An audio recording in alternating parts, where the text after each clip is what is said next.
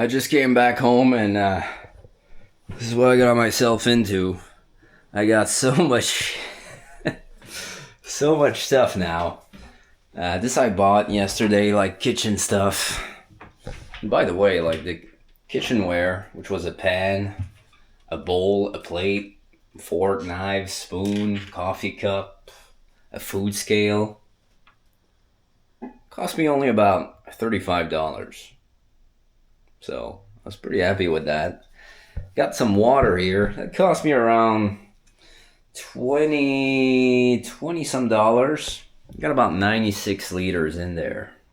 So they have a machine service where they install it and it's like a subscription and it's a filtering water machine. But this building is just impossible for me to install this. It's just too small. So I'm gonna have to deal with ordering water through Coupang, which is like Amazon of Korea, and they ship it at your door. So that's cool. Like a clothing rack here. I think I'm gonna put it there. This friggin' thing, of course, is made in China. We'll see how efficient it is. So it's only a washer here, can dry. Got myself another Chinese Swiffer. Of course, you gotta mop the floors. You're gonna bring some females out here. It's gotta smell clean, smell good. And yeah, it's just a lot, man. A lot to take care of. And maybe some updates. I was in immigration today, had to change the address. But now, the immigration place that I went to, which last time was close to my Airbnb, and now this is quite far from the immigration office, which is in Gangnam, not in Mapogu, which is on the west side, where Hongdae and places like that are. So now it's like they couldn't accept my change of address, which would retard my ARC application, alien registration card. But I think now they've kind of figured it out, and I might be able to get away with it and grab my immigration card on May 15th. So that should be good to open up a bank account. But yeah, we're kind of just trying to get through the motions. And just being by yourself instead of a share house, which is what I was in, you got to get used to, being lonely. Haven't been lonely in a while. So when I was in the military, I was just staying at the base, but every day, you would see your coworkers, your mates. And on deployment as well, when I was in the UK, it was quite catastrophic. We were like in a bunk bed, like 6 bunk bed in a small room. So you can see how crammed it was. I would say probably close to the space, but yeah, 6 bunk beds in with mold and all this type of shit. So that was it was now that I think back on it, it was kind of fun. It's kind of we're just kind of laughing it off, just having a good time and just embracing the suck, as they say. But yeah, now I'm here. I just got to get used to. Obviously, I wasn't inside all day. I just came back home. But just going to the gym. Sometimes people are kind of just doing their workouts, and they don't want to be bothered, and they don't speak English. So I got to get my way around that and find ways to start conversations and perhaps give a compliment. I'm thinking of this now. If you give a compliment, hey, nice lift, bro. And then you jokingly say, hey, I'm not gay. I just think you're... I just want to be friends, bro. Something like that. Just laugh it off. Doesn't have to be serious, formal. And just asking in a silly way about friendship could potentially work, I think. I just need to give it some time. It's only been, like I said, 2 weeks. And I gotta find a place to maybe do some work outside of this apartment. Maybe a cafe. Co-working space, not yet. This thing is like $300 for a month. It's kind of nuts. Still not making any, I haven't found any clients yet. Quite frankly, I'm just getting started here. Need to pop some reels, but reels, man, they're kind of just, they're so like polarizing, and don't you guys think that? They're just like attention grabbing, which yeah, you need to grab attention for sure. That's part of the human condition. Otherwise, it's just like the old days when you were in a tribe. Your focus would keep you alive. So you need to get that sort of similar effect to get the attention of your audience. But there's just, in 3 minutes, which is the longest time for a reel, I believe, there's just not enough information that you can give. And yeah, I don't think it really helps people relate to a certain situation or, giving them a solution, unless I'm bad with all this and I need to script and I need to use, people maybe use teleprompters to do this type of stuff. But I just want to keep it raw.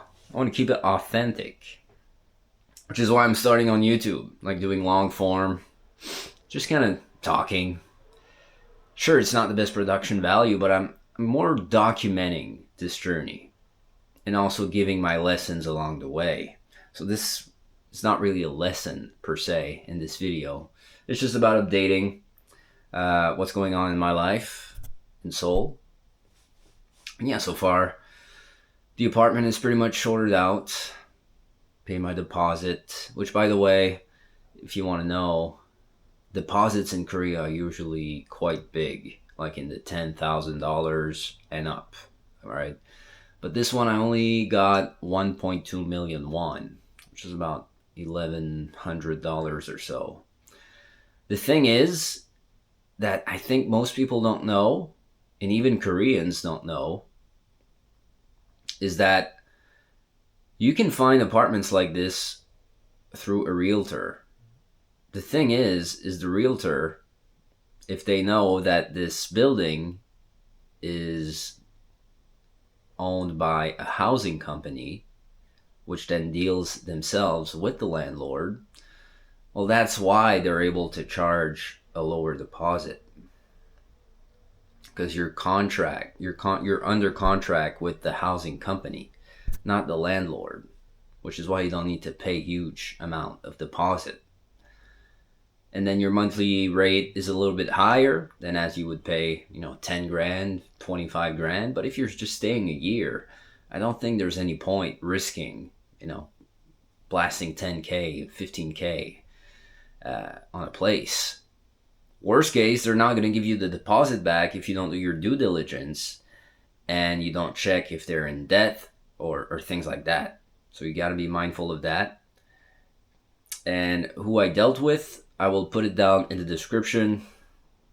His name is Sun Jae-hoon, I believe, from Mindset Realty. Great guy, awesome dude. He speaks very well in English. And he's really going to help you find, he found this apartment for me in a day. And it was smooth. He even has a program where you can keep constant communication with him by investing a little bit more with the realtor fee. But it's really going to be hassle-free for you, right? He's going to handle all the, if there's a problem with internet, leakage, things like that, you tell him and then he'll take care of it with the landlord and all that. So, yeah, because contracts can be a bit tricky, especially if you don't speak Korean. You don't know, let me tell you, there's a lot of papers. You need to sign a lot of times. And this lease is only 3 months, but if you keep paying, you'll just stay, right? After 3 months, if you pay another month after and after, you keep staying, so long as there's no thing with the landlord where you have to be evicted. But if you always pay on time and you pay month to month, you'll stay. Otherwise, the realtor will help you find another place for free in the first 3 month period. I mean, so if for some reason something happens and you gotta leave before that 3 month period, he's gonna help you find another place for free. But yeah, that's where we're at in Gangnam. I don't know what else to say. If you have any more questions as far as my life in Korea or as far as fitness, I think I might do a bit of a series of that, because part of my transformation obviously starts with the body. Because if you don't take care of your body, if you don't optimize your testosterone, right, your energy levels, your cortisol, your blood sugar, all of this is going to affect how you think, your mood, your energy, your gut health, right? And this will all stem down from you achieving your purpose or finding it, right? Because when you're not optimized physically, physiologically, well, you're just not going to think clearly at all. You're going to be like half conscious, half asleep. So that's a really big part of the transformation. And for me, it's not just about being in the deficit and then lift heavy in the gym, bro. That's kind of like the advice we're seeing out there. Or like doing extreme types of routines, right? With this guy like swinging a hammer and telling you that this is going to build you a six-pack. I think it's just a bunch of rubbish, a bunch of bullshit. Like, what worked 100 years ago will work today. Like, there's nothing new about us that changed as humans. The only thing that changed is probably the poor quality of food in certain places and just the amount of distractions, right? Free dopamine that is just giving you an algo brain, an algorithm brain. So, but there's ways that I find that are not taught as much. Like gut health is really not that much touched. And I did a video on that. I was on the lake with my dog. If you saw this video, like gut health, your gut, there's a second brain there, and it constantly communicates, right? And if this is not moving well in there, right, it's going to affect your mood and energy, because you cannot absorb well the nutrients that you're eating. It's like all this effort of eating well and all that is like worthless because you're not assimilating those nutrients. So gut health is vital for that, and it's going to help you manage more your blood glucose, right? Your blood sugar, so that it doesn't spike up and down like crazy, right? Because you have a good strategy around your food. You provide good material for your gut microbiome. So probiotics, prebiotics, and that comes mainly from fibers as well, to improve your digestion, right? Less toxins in the body, and hydration, obviously, with electrolytes as well.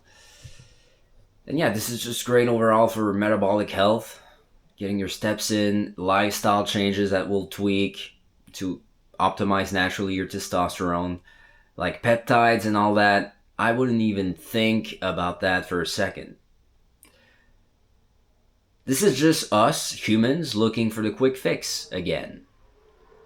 Like, you're just adding more friction by getting a peptide and injecting yourself every single week, but yet you can't even drink 3 liters of water every day. And now you're adding this weird Band-Aid option just because it's trending and it's cool and you think it's going to get you jacked. No, you're probably going to buy peptides. You're going to do it for a couple weeks, and then you're going to, for some reason, fall out of that habit. You cannot even sustain injecting yourself once a week. If you can't sustain like drinking water, sleeping 7 to 9 hours, getting your 10K steps, if you cannot sustain those, you will not sustain taking peptides and working out and making sure your calories, your nutrition is dialed in. Like, it's all sort of band-aid solutions that doesn't really solve the core problem. And yeah, fitness influencers and whatever are eating this up right now. Triceptide and all these peptides. They're pushing it. They're pushing it, but they're not really giving you the information on where to get it. And you're not getting pharmaceutical grade. You're getting like the gray market stuff, which probably I wouldn't put that in my body if I'm not sure what's in it. Right? It's like it's tested. You're buying stuff that is still being tested. So I wouldn't put my money on that. I wouldn't trust this at first. I would do research at least and then make your own judgment. I'm not going to tell you what to do, but I'm just saying, if you cannot do stuff naturally first, then I don't think peptides is the solution for you. And yeah, this is like the boring, I guess, opinion. And yeah, that's why you see reels popping up now on peptides and people jumping on the wagon and people looking jacked that probably achieved their physique in a non-natural way, now sort of like promoting it and telling you that indirectly that you're going to look like them, but maybe they use TRT or other anabolics to get to where they are now, and it's just a bunch of rubbish. Like, I'm going to have a protocol, okay, that I'm going to build you for free. And this is really gonna go in depth over your lifestyle and your current fitness routine, your lifts, your body measurements, and all that. And then it's gonna pop up. I'm gonna pop up a sort of a plan that you can start with for at least the first 14 days, just to get your foot in the door. Yeah, but for now, you can still grab the Commanding Physique Blueprint. It touches on a lot that I've talked about as far as nutrition. And there's also a fitness plan in there. It's about 6 weeks, mainly for muscle endurance. But yeah, that was my rant on peptides.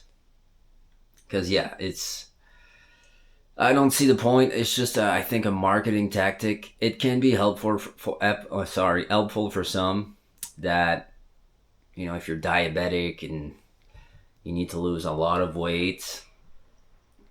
But if you're going to hop on that, triceptide might be the most research, the most safe. But I would use the minimal dose. Like I said, I've never used this. So take what I said with a grain of salt. But when you try something new, try the minimum dose first, okay? See how it works. Because if you go too high, it's going to suppress your appetite like crazy. And then you're not going to want to eat. And that's going to fuck up your hormones, right? If you constantly eat below your survival needs, as known as your BMR, you do that for months, and then you hop off peptides, my goodness, you're just going to cram up the calories and you're going to get back to where you were. You're just going to get fat again.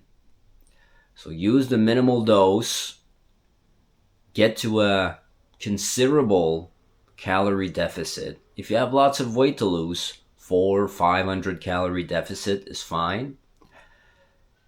Train at least 3 days a week, right? Try to get stronger on the key movements. I know this sounds so repetitive, but a lot of people are not doing it. They're kind of like going through the motions, and they're not pushing as hard as they think they should. Like, leave 1 rep, 2 reps max in reserve in the 6 to 10 rep range. If you're a complete beginner, get the Commanding Physique Blueprint, because this is going to show you how to use longer time under tension. By that I mean, let's say on the bench press, when you go down, there's going to be a longer time when you go down, and then you sort of explode on the way up. So that builds you motor control, which you're going to be able to control the weight better. And as you get heavier and heavier and heavier, well, now you're going to be able to explode more naturally without causing injuries. Think of it like building motor control is like helping you lighting up that light bulb. And that light bulb would be your central nervous system. And when that is light up, that's where you can express the most amount of strength, right? So it's really important to build the pattern of controlling the weight, right? That wants to go down fast because it's heavy, right? But the fact that you're controlling it and having a higher time under tension per set is really going to help you light up that light bulb bit by bit, which in the long run is going to help you express more strength as if you were just to start lifting heavy right away, right? And that can also risk injuries. So yeah, check out the Commanding Physique Blueprint. 20 minutes. So that's it for now. See you on the next one. I don't know how many videos per week I'm able to do, but sometimes I just press record and speak what's on my mind. I hope that's not too boring. Please make suggestions. I'm not getting many views right now, but I hope that the views will start catching up and find people that associate with what I'm doing, which is me moving across the world. And I'm kind of like preaching the motto that there's nothing you can't do. But in order to get there, well, first you gotta really optimize your body, your hormones, so that you feel your best, you look your best. Life just gets a little bit easier for you, which is gonna help you then find your purpose. And then once you have that, that's really gonna emanate a presence, a new presence in you. That's gonna make you more attractive. And then we can talk more about dating and how that triggers a better dating life for you, and how everything fits together. And I call this the nonchalant operator philosophy, where things come to us effortlessly. We know where we're going, and we attract the people we want to attract. And life just is fun. It's not something that we need to overtrain ourselves to, right? It's not something that needs to be hard, that is constantly an uphill battle. It doesn't have to be that way. And stop stressing yourself that you're behind in life, or I'm 30, guys. Like, I've done a bunch of shit. You probably watched my videos telling me I was in sales, I went to acting school, did substitute teaching, was a personal trainer, and odd jobs, when I was acting. And just all my 20s was kind of like just trying to pursue the craft of acting, but not really collecting that much money in the process. And then out of desperation, I joined the military, got a deployment in the UK, non-taxable income, so I got a fair bit of bonus money in there. And then after my deployment, like 5-6 months after, I was getting kind of bit beat down with my mental health. And like, is this how I want to live my life? So that's why I decided to stop the military and just seek a massive change in coming to Seoul. Because that's where I went on my vacation in my UK deployment for 20 days, and I loved it. And yeah, I'm like, why the hell not? Let's try this 1 year. Let's try to build the vision that I sort of found while I was bored in the UK. Sort of helping men who kind of felt lost and behind, like myself. And that, there's nothing you can't do. You just gotta find that alignment, being congruent with yourself, understanding the dark nature of some people, but knowing how, to pinpoint that and to calmly eject, just to focus on what you actually want. There's a bit of transurfing into this. It's a book by Vadim Zeland. called reality transurfing. And I base a lot of my philosophy on that, on the purpose side, right? There's body, presence, purpose. On the purpose side, I just found great clarity, finding more meaning into my life, finding more of the direction I want to take, and just being able to just come here by myself on the other side of the world, figuring out with no help really. Well, help, doing some research and all that, but with immigration, bank accounts, stuff like that, and just getting my way around Seoul just by myself. And now I'm in this apartment, and yeah, it's just, there's nothing you can't do really. If you want to change, if you want to turn your life around, like you can. Like, it's not too late. You don't have any kids? You're still young? Still healthy? I hope. If you're not, I'm going to help you with that. But, 10 years of, Ty Lopez said this, 10 years of, let's say, figuring stuff out or not quite finding your lane could be overcome by 6 months of just pure alignment. I'm going to leave you with this. You just got to show up every single day. Just do something that will move the needle forward.